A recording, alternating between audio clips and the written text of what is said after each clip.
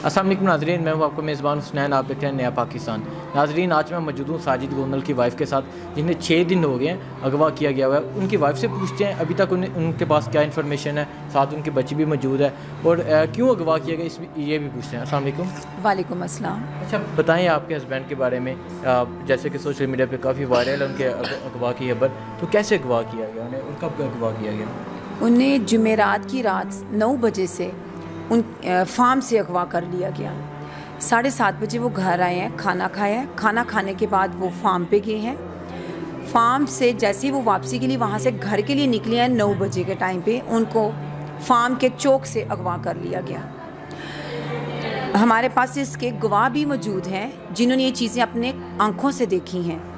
हमारे पास CCTV camera की हर report हमारे पास है जो कि अपने बिहाफ पे हमने कलेक्ट की हैं।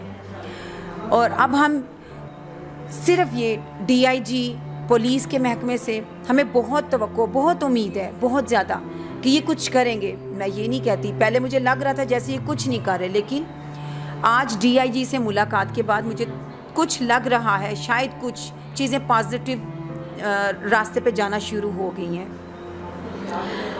क्योंकि साजिद को आज अगवा हुए 6 दिन पूरे हो गए, 7वां दिन स्टार्ट होने वाला है। आप सोचें मेरी फैमिली पे किस तरह का वो टाइम जा रहा होगा।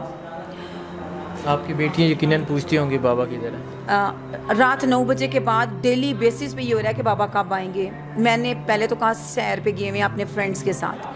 अब आज ये सूरत हाल है। कल रात से मेरी छोटी बेटी बहुत रो रही है। अब सैर कितनी लंबी सैर होती है आप मुझे बताएं, मैं क्या उसे समझाऊं, क्या बताऊं। उसकी एज 4 साल है और आज वो सुबह रोई भी बहुत है कि रोज़ाना आप कहते हैं बाबा को लेके आना है, बाबा को लेके आना है। जब हम घर से निकलते हैं, जब हम वापस आते हैं तो बाबा साथ नहीं होते। अच्छा, क्या जुर्म था उन्हें जो अगवा किया गया, ये आप बताएं। जुर्म देखें, हम यही तो कहते हैं, जुर्म तो कोई पहली बात है ही नहीं। अगर जुर्म ऐसा संगीन किस्म का जुर्म कोई होता उनके ऊपर तो आप मुझे बताएं। वो मेरे हस्बैंड हैं, वो मेरे से डिस्कस करते ये बात, वो लाजमी मुझसे डिस्कस करते। इतना संगीन मामला, अगर कोई सेंसिटिव मामला भी था या उन्हें कोई थ्रेड्स आ रही थी तो वो मुझसे डिस्कस करते।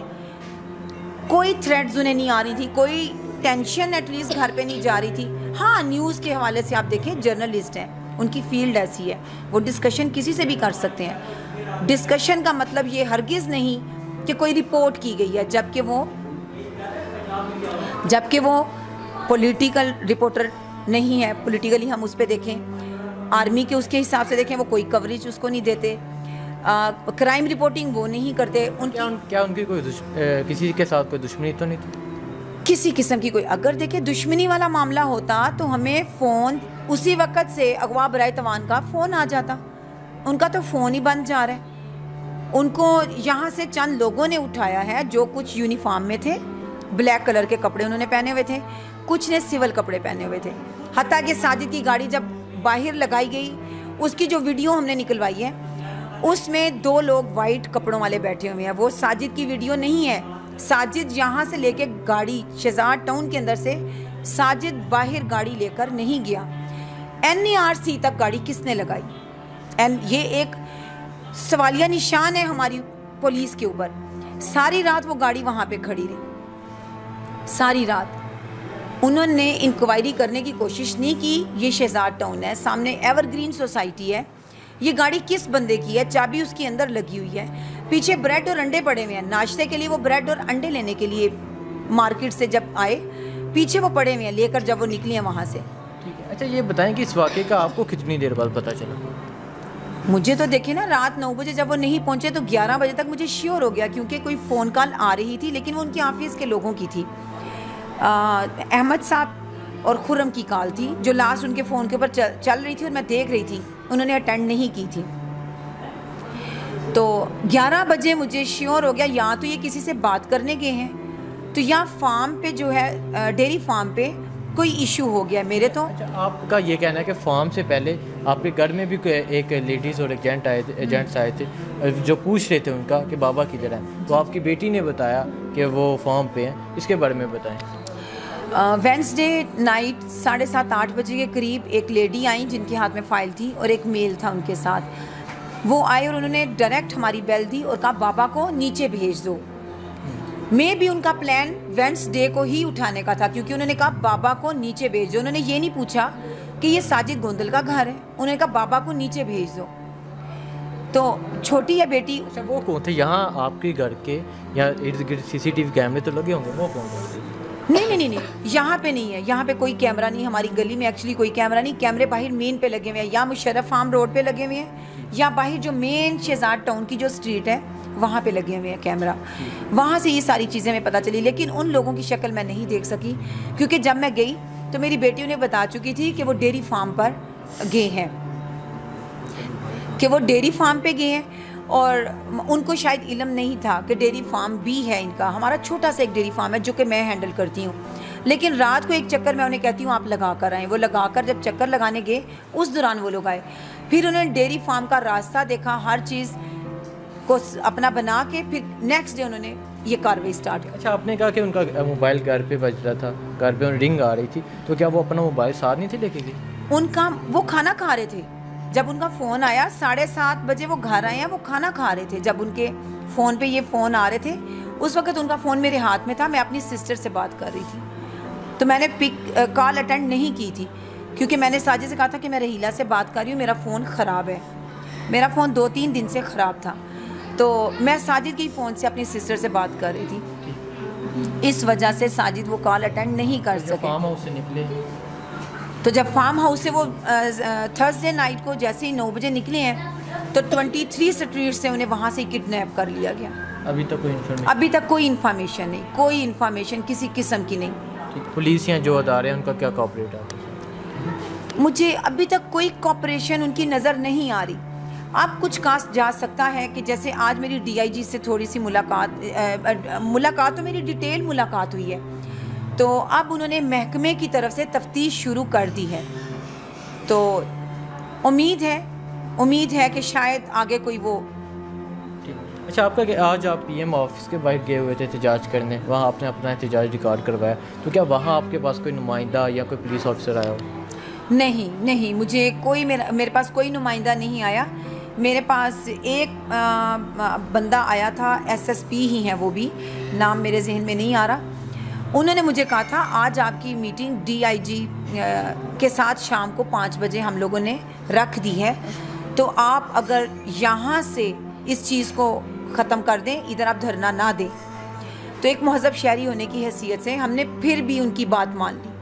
हम अदारों की इज़्ज़त रखना जानते हैं।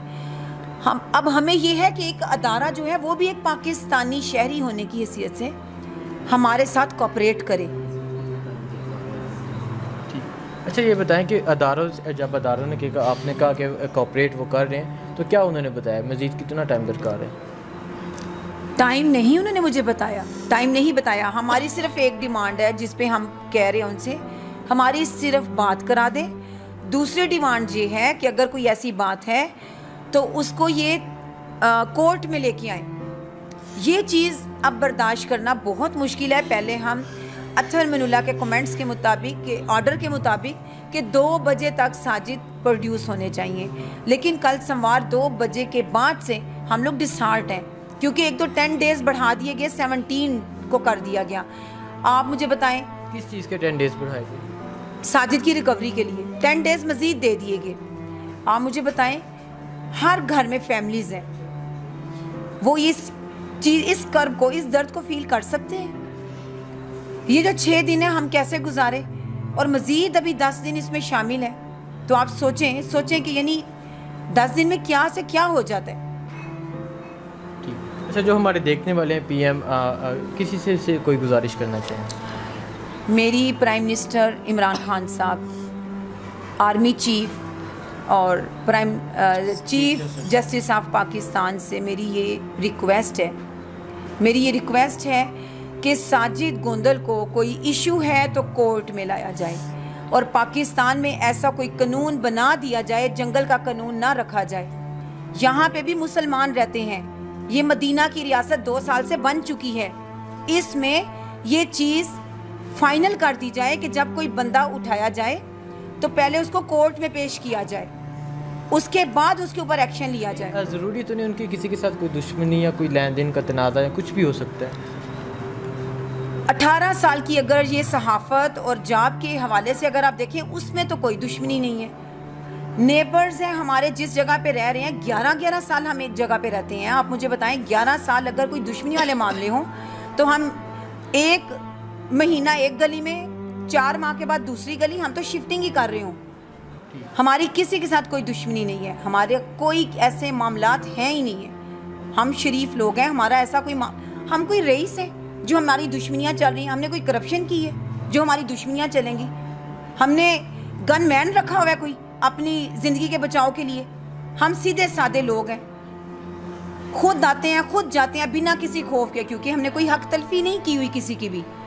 और मुझे अल्लाह से उम्मीद है, अल्लाह के बाद मुझे इन लोगों से उम्मीद है, प्राइम मिनिस्टर साहब से, आर्मी चीफ से मुझे उम्मीद है, क्योंकि मैं भी पाकिस्तान के, हम लोग शहरी हैं, पाकिस्तान के शहरी होने की हैसियत से मैं इनसे रिक्वेस्ट कर रही हूँ, मैं इनसे रिक्वेस्ट करती हूँ कि इसको, साजिद गोंदल को बाजियाब कराने में मेरी मदद करें। Thank you so much.